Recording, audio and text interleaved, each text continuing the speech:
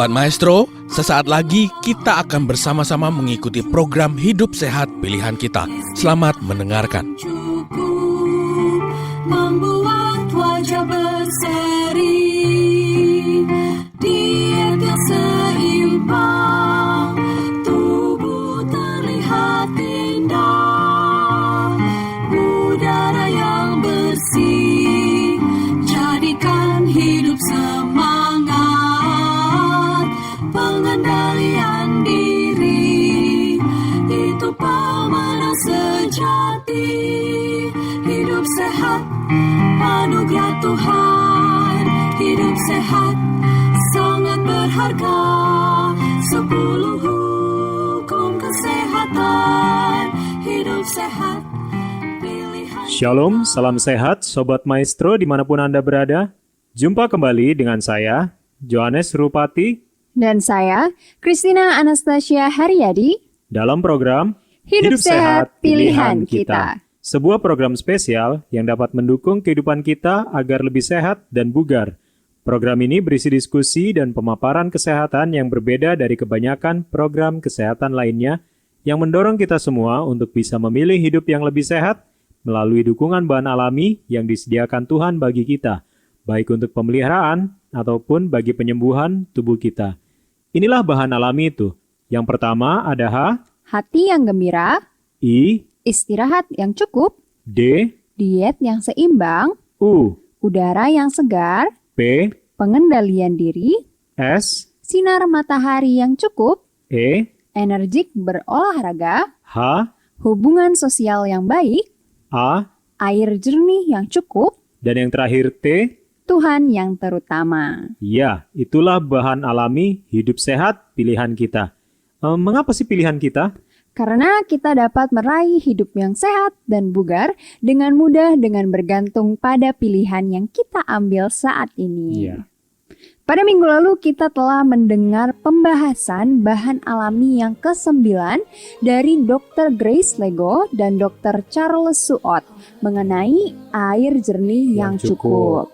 Penting untuk diingat ya Sobat Maestro, kita sudah mendapatkan aturan-aturan yang jelas tentang mengonsumsi air dengan baik. Betul. Jangan asal minum loh ya. Iya, iya. Ingat prinsip-prinsipnya. Ada berapa? Ada 3, masih ingat Sobat Maestro? 3J. Iya, betul 3J. Jadwal, jumlah, dan jenis. Diingat ya Sobat Maestro, demi menjaga tubuh kita agar tetap sehat. Nah, saat ini kita akan mendengarkan pembahasan bahan alami yang ke-10, bagian pertama. Nggak terasa ya kalau hari ini kita sudah sampai ke pembahasan bahan alami ke-10. Benar.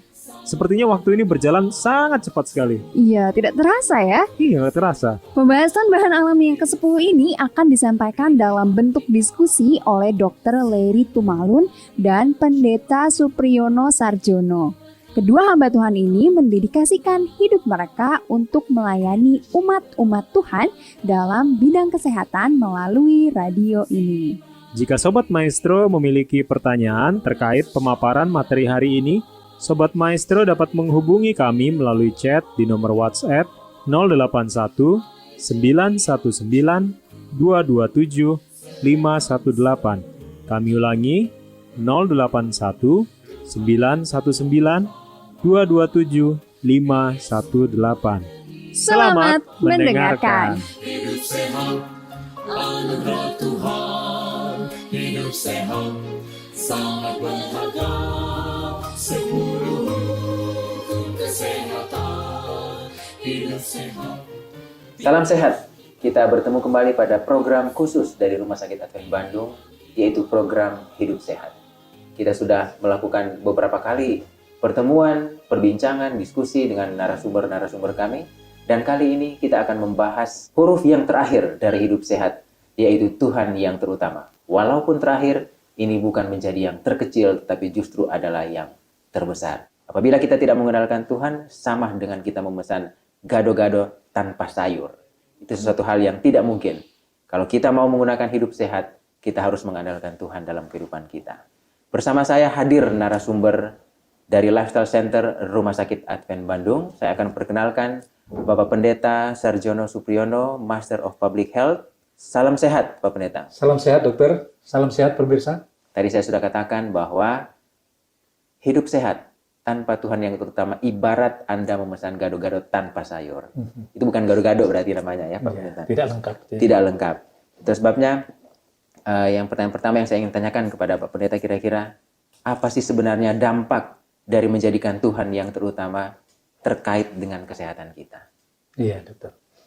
Jadi sebelum saya menjawab pertanyaan itu, saya ingin menjelaskan apa yang dimaksud dengan Tuhan yang terutama. Iya. Karena sesungguhnya banyak orang yang percaya bahwa dia tahu Tuhan. Dan di Indonesia yang kita meyakini bahwa sila pertama Pancasila, ketuhan yang Maha Esa itu, semua warga negara Indonesia ini tahu itu dan percaya adanya Tuhan. Tetapi kalau kita menyelidiki firman Tuhan juga, setan juga percaya kepada Tuhan. Iya. Tetapi apakah orang-orang yang percaya itu mengimani, menjadikan nasihat Tuhan, firman-Nya itu menjadi bagian kehidupannya? Kalau kita menjadikan firman Tuhan itu bagian kehidupan kita, itulah sesungguhnya yang disebut dengan iman. Dan inilah yang akan berpengaruh, berdampak kepada kesehatan kita. Ada dampak yang luar biasa.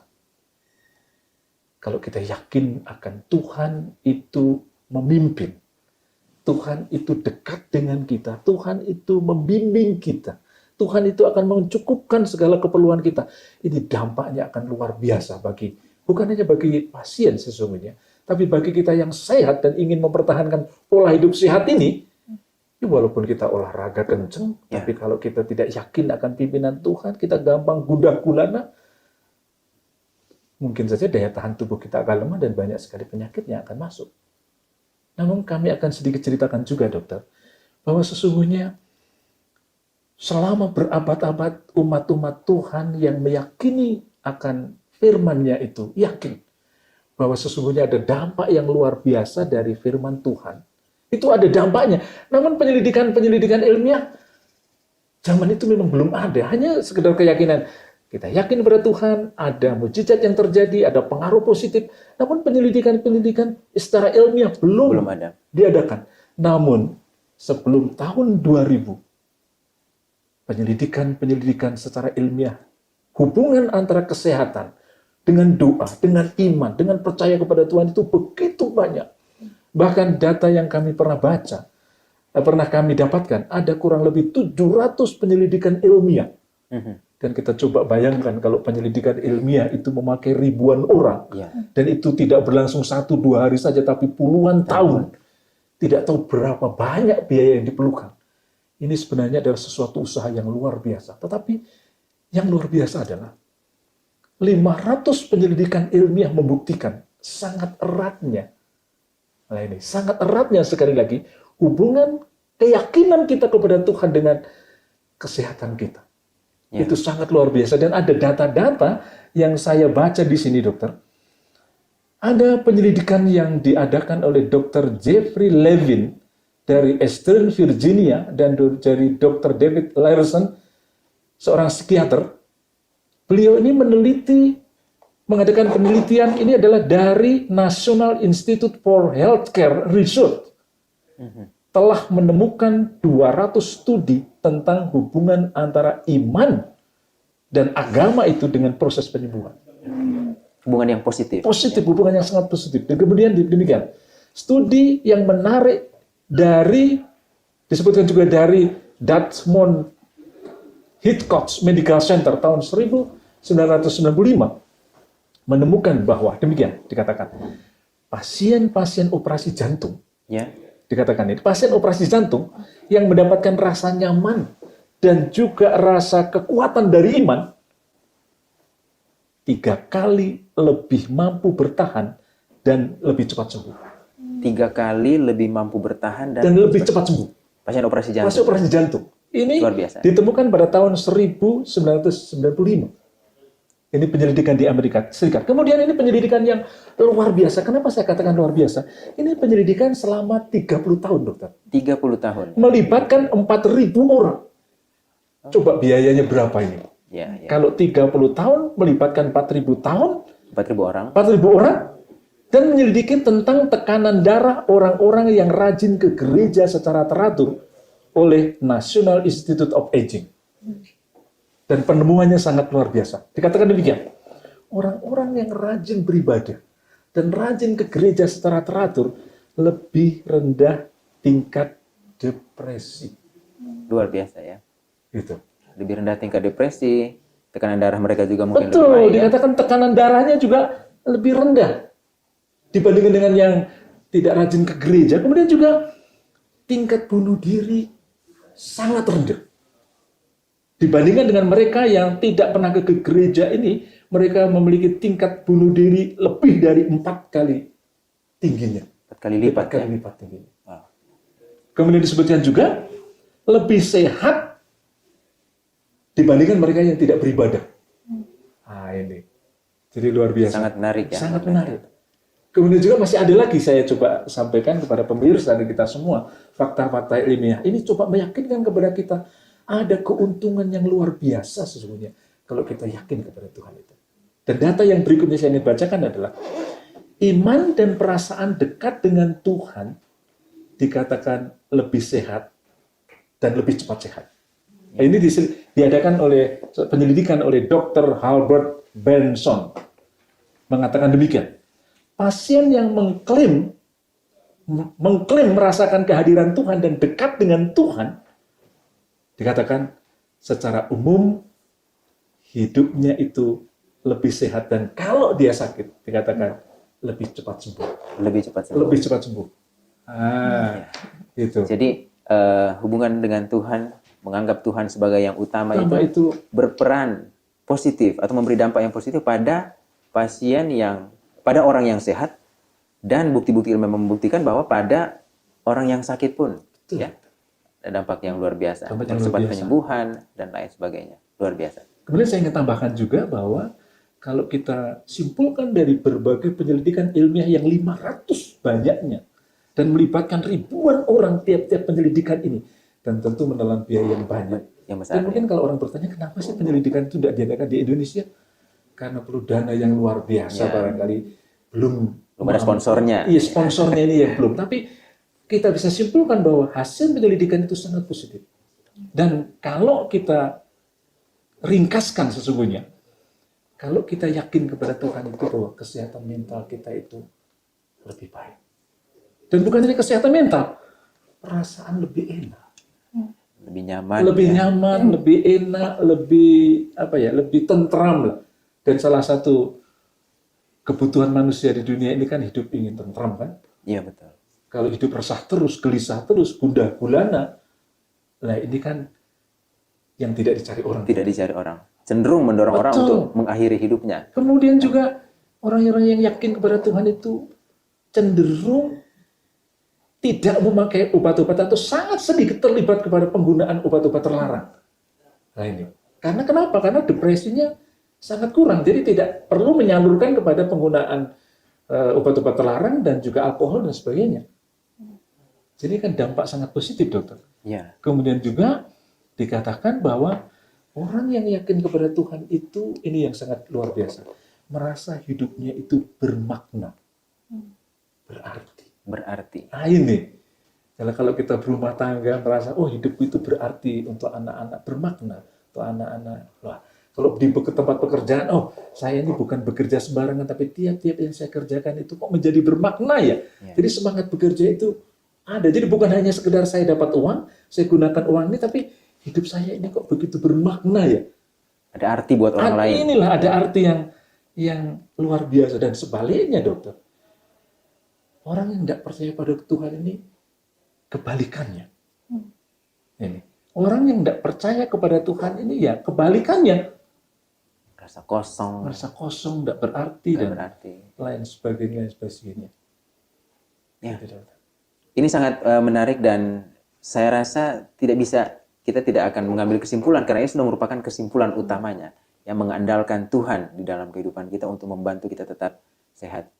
Orang-orang yang yakin akan Tuhan, akan pimpinannya dan akan campur tangannya, sekali lagi memiliki hati yang tenang, bermakna tadi. Tetapi sebenarnya semua manusia itu, kita ini manusia biasa yang juga ada gelisah, itu ada rasa tidak terima, itu ada.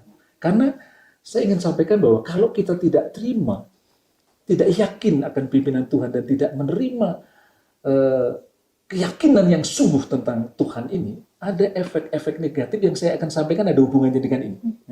Dan efek negatif ini atau bukan ini, salah satu yang disampaikan adalah orang-orang ini gampang stres. Dan gampang memiliki emosi yang negatif ini.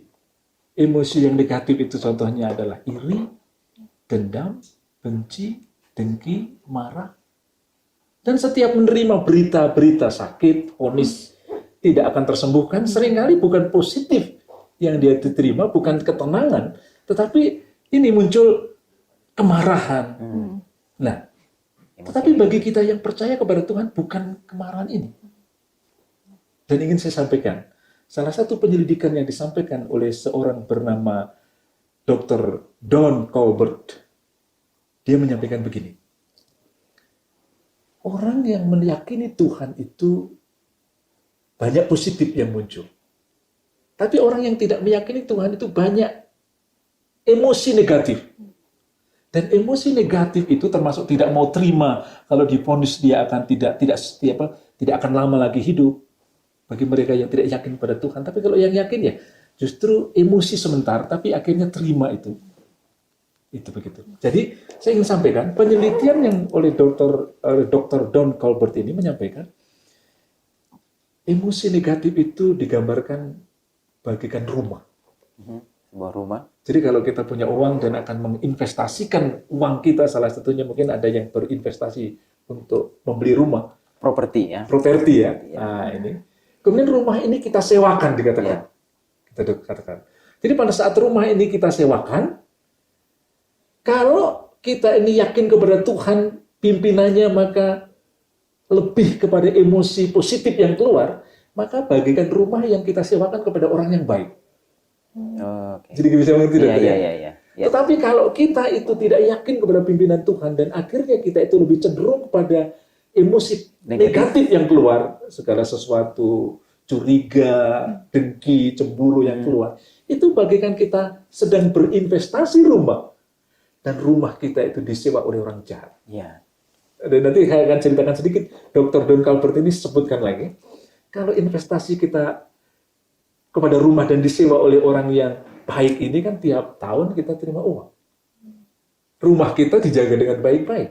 Ya. Dan dipastikan 10-30 tahun lagi rumah ini akan berkali-kali lipat ini harganya. Jadi sangat tepatlah kita berinvestasi. Tetapi kalau kita sering emosi kita itu emosi yang negatif, maka kita bagikan kita sedang menyewakan rumah kepada seorang yang jahat atau teroris. Ya. Coba kita bayangkan kalau teroris tinggal di rumah kita, kemudian rumah kita hancur gara-gara perbuatan teroris ini. Hilang. Atau bahkan rumah kita sewakan kepada orang jahat. Orang jahat itu gantung diri di rumah kita.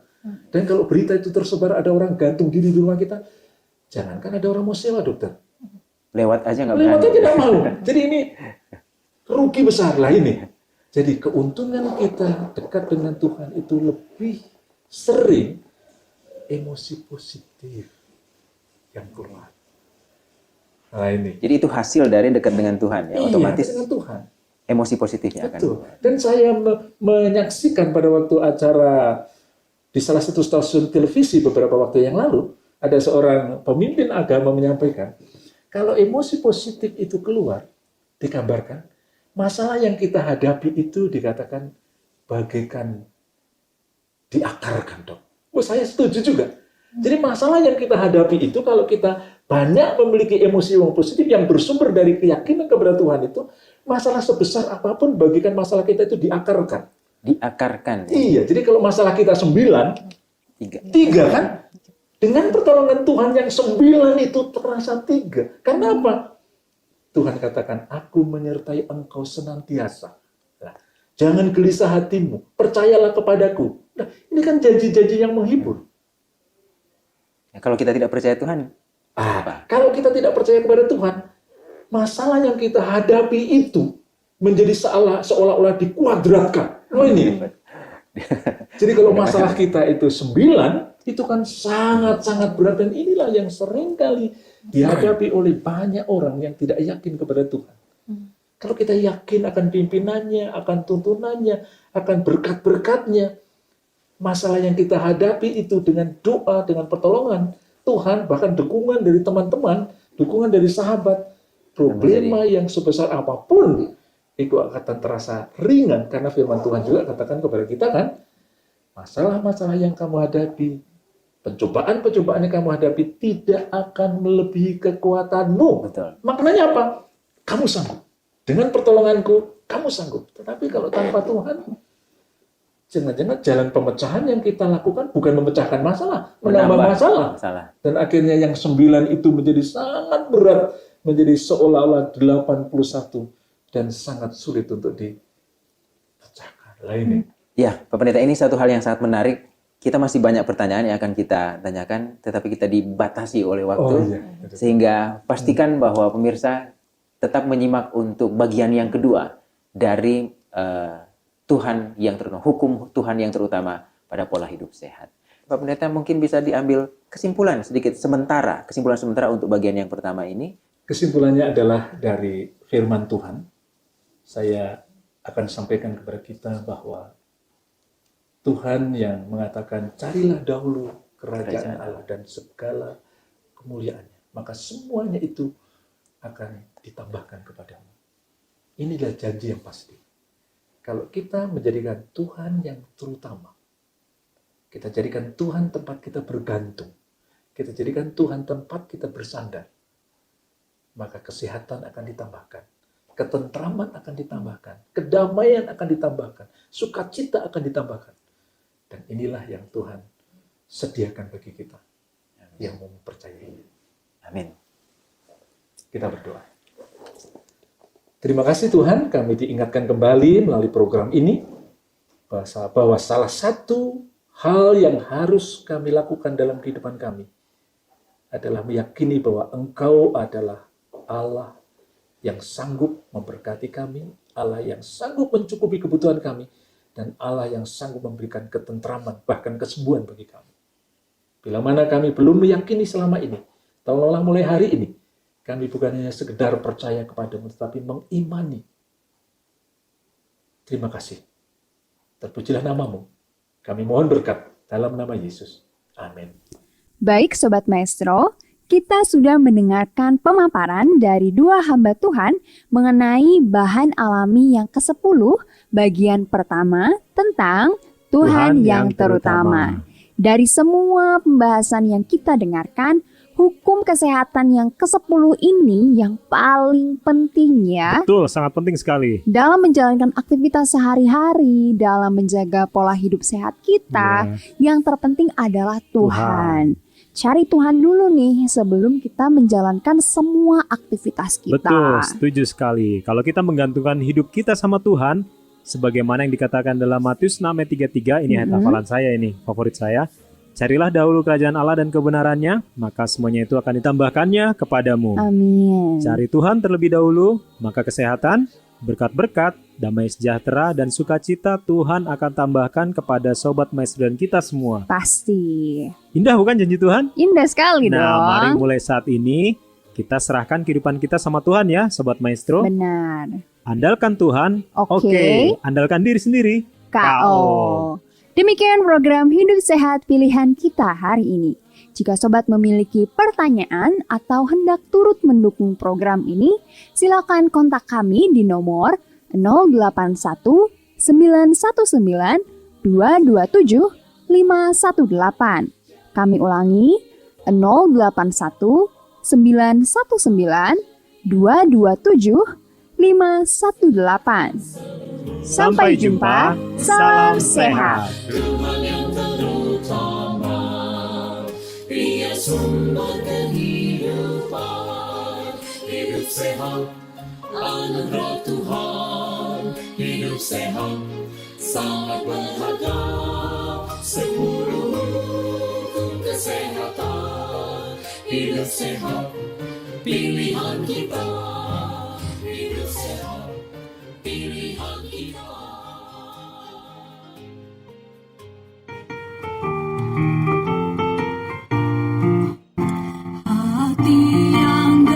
Sobat Maestro, Anda baru saja mendengarkan program Hidup Sehat Pilihan Kita. Terima kasih atas kebersamaan Anda. Istirahat yang cukup membuat wajah berseri. Diet yang seimbang, tubuh terlihat indah. Udara yang bersih, jadikan hidup semangat. Pengendalian diri, itu pemenang sejati. Hidup sehat, anugerah Tuhan.